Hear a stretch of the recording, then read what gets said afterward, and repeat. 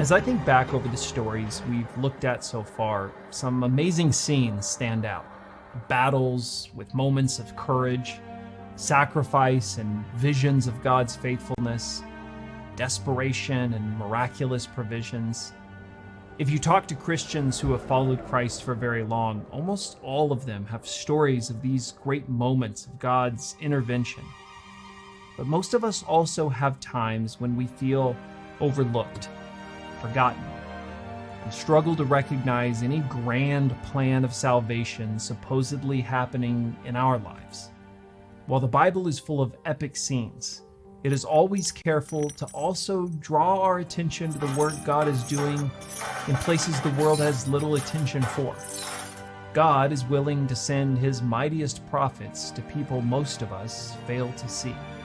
Not long after Elijah's dramatic showdown with the prophets of Baal, Elijah's pupil, Elisha, recognized one of these lives others had no reason to consider. A widow came to him in a desperate situation. Deeply in debt, she was just days away from her sons being sold into slavery to reconcile what she couldn't pay. Elisha asked her a strange question. "Tell me, what do you have in the house?" Don't you think that if she had something left of value, surely she would have already sold it? Her situation was far more serious than moving some money around between accounts. She must have become even more discouraged, forced to admit she had nothing at all except a flask of olive oil. Elisha told her to go to all of her neighbors and gather as many pots and flasks as she could find, and then begin pouring. She was able to fill every single container before the oil ran out. That little flask of oil, the one she possessed, miraculously multiplied into enough oil for her to sell and pay off her debts, saving her sons from slavery. We don't know anything else about that woman or her two sons. Saved from the threat of slavery, who did they grow up to become? How did the rest of their lives play out? How did that miraculous day change the trajectory of their futures and their faith? One of the things I love about the Bible is that it isn't so rushed with plagues and prophetic battles, wars and kings, as to tell us the story of a desperate widow and how God used her smallest of possessions to rescue her whole family. The goodness of our God is so big that it overflows from the expected storyline and fills lives littered across the margins of this much larger story. The biggest of God's promises and their epic fulfillments never despise the smallest lives or situations. The size of God's salvation never washes away minor characters. In fact, it is often in these places that God's power is most movingly portrayed. Broke widows, rejected cowards, lame beggars, and an injured man bleeding along the roadside.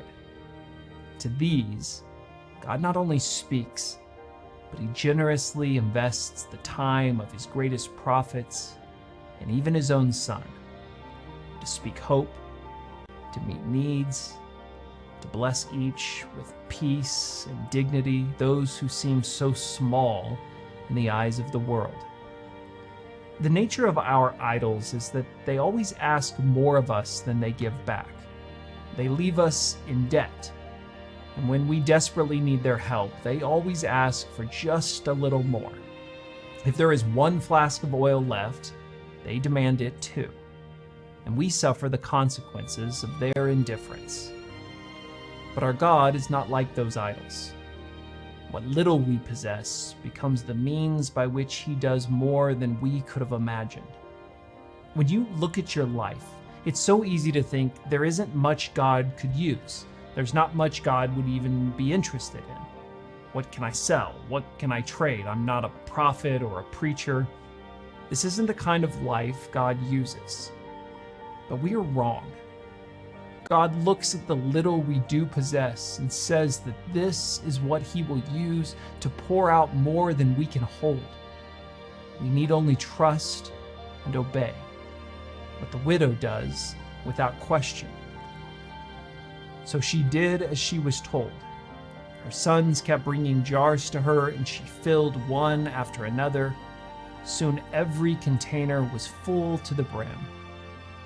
At times, it is through his discipline, and other times through provision. But always, God is good, and always he is aware. There's not a detail of this creation that goes ignored.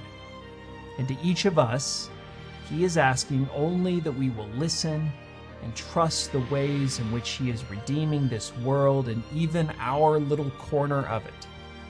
Through things this world rejects, through the things this world sees as too small, God is still at work.